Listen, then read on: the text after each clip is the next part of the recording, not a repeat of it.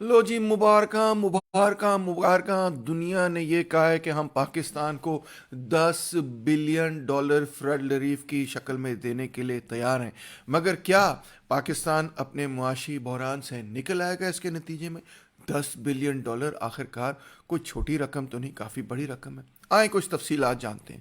سب سے پہلے تو پرائم منسٹر صاحب جنیوا گئے، وہاں انہوں نے کہا کہ جی 33 ملین بندہ جو ہے وہ فلڈ سے متاثر ہوا ہے، 2 ملین گھر تباہ ہو چکے ہیں، 8,000 کلومیٹر سڑکوں کی تباہ ہو چکی ہے، 3,000 کلومیٹر ریلوے ٹریک کا تباہ ہو چکا ہے، مائی باپ کو ساڈی مدد کر دیو۔ پھر فورن منسٹر صاحب بلاول بھٹو زرداری نے کہا کہ this is the greatest climate disaster in our country's history, ہماری تاریخ کا سب سے برا ماحولیاتی بحران ہے۔ تو انہوں نے بھی کہا سرکار کو تھوڑا جا سانو بھی دے دیو۔ پھر احسن اقبال صاحب نے کہا کہ دیکھیں جی، government of Pakistan, world bank, Asian development bank, European union اور یونائٹڈ نیشنز نے مل کر جو اسیسمنٹ کی، اس کے مطابق 30 بلین ڈالرز کا پاکستان کو نقصان ہوا ہے، تے کو ذرا رحم کرو ساڈے تے سانوں کو تھوڑے جے پیسے دے دیو۔ تصویریں بھی آپ دیکھ سکتے ہیں کہ شہباز شریف صاحب یونائٹڈ نیشن جنرل سیکرٹری کے ساتھ تقریر کار فرما رہے ہیں، اسحاق ڈار صاحب مارٹن ریزر جو کہ vice president and world bank کے ساتھ، ان کے ساتھ تقریر فرما رہے ہیں یا بیٹھ کے نشست فرما رہے ہیں۔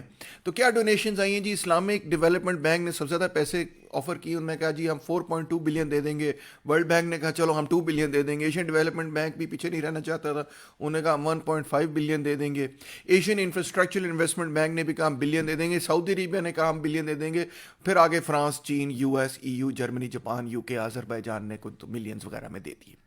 سعودی عربیہ نے مزید یہ کہا کہ ہم یہ سوچ رہے ہیں کہ سینٹرل بینک آف پاکستان کو 5 بلین اور دے دیں۔ ادھر سعودی عربیہ آپ دیکھ سکتے ہیں کہ چیف آف آرمی اسٹاف نے جا کے خود وزٹ کیا، فوج نے جا کے خود وزٹ کیا، اور جب فوج سعودی عربیہ کو وزٹ کرتی تو اکثر اس میں کوئی سعودی عربیہ کی سیکیورٹی کے معاملات، بحرین، یمن، یہ وہ اس طرح کی کوئی نہ کوئی چیز ہمیشہ شامل ہوتی ہے۔ کیا بات چیت ہوئی ہم نہیں جانتے، مگر انہوں نے بھی کہا کہ 5 بلین ہم بھی اور مزید دینے کے لیے تیار ہیں۔ مگر یہ ساری دنیا مان رہی اور کہہ رہی چلو ہم پیسے دے دیتے ہیں، ہم فلڈ ریلیف کے لیے پیسے دے دیتے ہیں، مگر آئی ایم ایف والے پاسا نہیں پکڑا رہے۔ آئی ایم ایف والے کہہ رہے ہیں کہ ٹاک ان کے ساتھ ہوئی ہے، اینڈز وداؤٹ بریک تھرو، اس میں کوئی مطلب ہے نئی بات نہیں آئی۔ تو آئی ایم ایف والوں نے یہ کہا ہے کہ جی ہم دیکھیں گے، سمجھیں گے، سوچیں گے۔ پرائم منسٹر صاحب نے یہ کہا تھا کہ آئی ایم ایف والے وزٹ کریں گے، پچھلے ہفتے وہ تاریخ آئی اور چلی گئی، آئی ایم ایف والے آئے ہی نہیں ہمارے پاس۔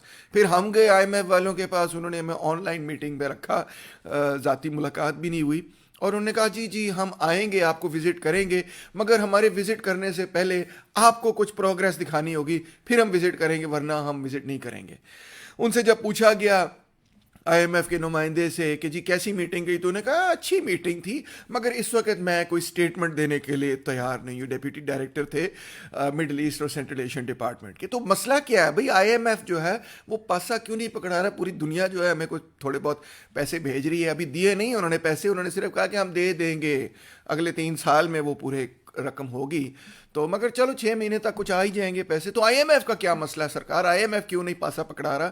ان کا تو اتنا بڑا اماؤنٹ بھی نہیں، ان کا 1.1 بلین ڈالرز کا ٹرانچ ہے جو انہوں نے ہمیں دینا ہے، تو وہ ہمیں دے نہیں رہے۔ دنیا نے 10 بلین کہہ دیا وہ دے دیں گے، یہ 1 بلین بھی نہیں دینے کے لیے تیار۔ تو چکر کیا ہے؟ چکر یہ وہ کہتے ہیں سب سے پہلے 3 باتیں ہیں جی۔ سب سے پہلے تو یہ کہ exchange rate policies Ishaq Dar صاحب اپنی ختم کریں۔ کیا مطلب ہے؟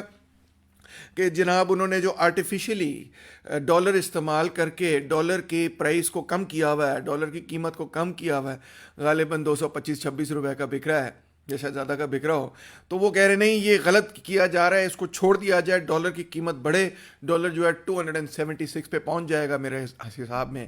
تو اگر یہ 276 پہ پہنچ جاتا ہے ڈالر، تو اس کا پاکستان پہ کیا اثر ہوتا ہے؟ اسحاق ڈار صاحب کو کیا فرق پڑتا ہے؟ فرق یہ پڑتا ہے کہ امپورٹ سارے مہنگے ہو جاتے ہیں۔ چلو جی امپورٹس مہنگے ہو جاتے ہیں تو گاڑیاں کم آ جائیں گی، کیا بڑی بات ہے؟ صرف گاڑیوں کا مسئلہ نہیں ہے، مسئلہ ہے تیل اور گیس اور فیولز کا۔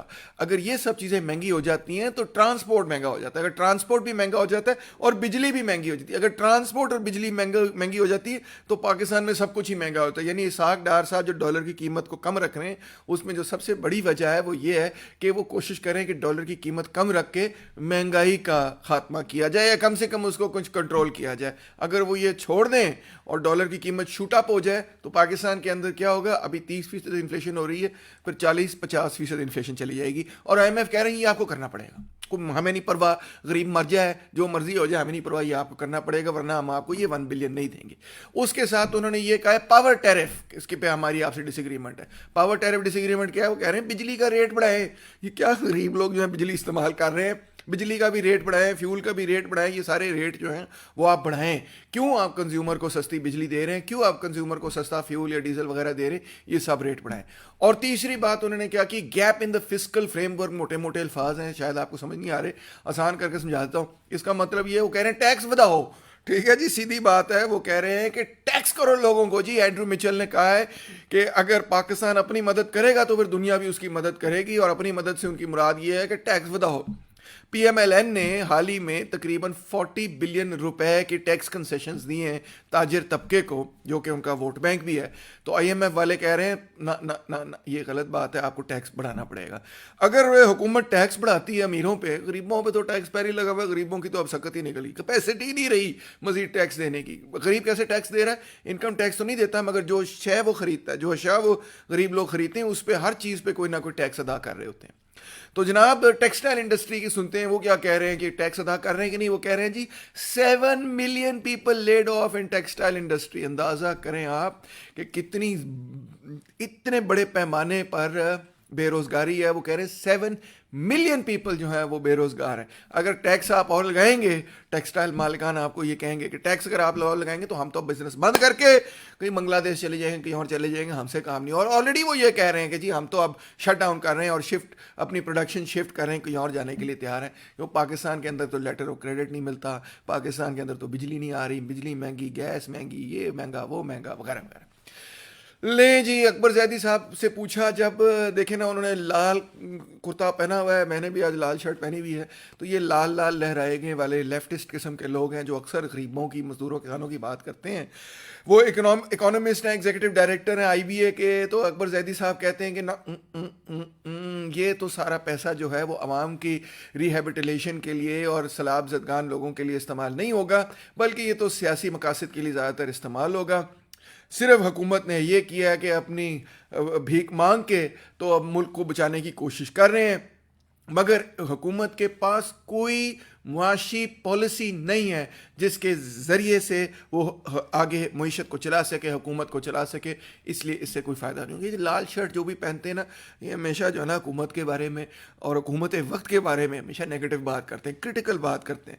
بس لال والے لوگ جو ہے نا وہ ہوتے ہی اس قسم کے ہیں، وہ کہتے ہیں غریبوں کی بات کرنی ہے۔ لیں جی، غریبوں کی بات کرتے ہیں تو کیا ہو رہا ہے پاکستان کے اندر؟ یہ کوئی مزاحیہ بات نہیں ہے، میں نے تو آج تھوڑا لائٹ مال رکھا ہے، مگر میں اینڈ کروں گا اس کے ساتھ کہ دیکھیں جی، قبائلی خواتین لانڈی کوتل اور جمرود کے اندر وہ باہر آ گئیں اور پاک افغانستان ہائی وے کو انہوں نے بلاک کر لیا، اور انہوں نے کہا کہ جی آٹے کی قیمت اتنی مہنگی ہے کہ ہمارے بچے بھوکے مر رہے ہیں اور ہمیں خدا کے لیے آٹا دیا جائے۔ انہوں نے پتھر رکھے سڑک پر، کئی گھنٹے ٹریفک کو روک کے رکھا، اور انہوں نے کہا کہ ہم کس طرح اپنے بچوں کو پال سکتے ہیں، کس طرح اپنے بچوں کو زندہ رکھ سکتے ہیں جب آٹے کی بوری جو ہے وہ 3850 روپیز کی ہے۔ تو کچھ کیا جائے۔ گورنمنٹ نے بائی دا وے اپنے اسپیشل میجسٹریٹس وغیرہ کو بھی کہا ہے کہ آٹا جو ہے مارکیٹ پہنچنا چاہیے۔ روس نے بھی اپیرنٹلی 2 بڑی بڑی کشتیاں بھیجی ہیں آٹے کی، مگر آٹے کا معاملہ ابھی تک ٹھیک نہیں ہو رہا۔ IMF کی بات مان لی جائے تو IMF کا تو شاید یہی کہنا ہوگا کہ پاکستان کے اندر اوور پاپولیشن ہوگی، لوگ بہت زیادہ ہیں، ایسا کریں کہ ان کو غربت، بے روزگاری اور مہنگائی میں ختم کر دیں۔ شکریہ۔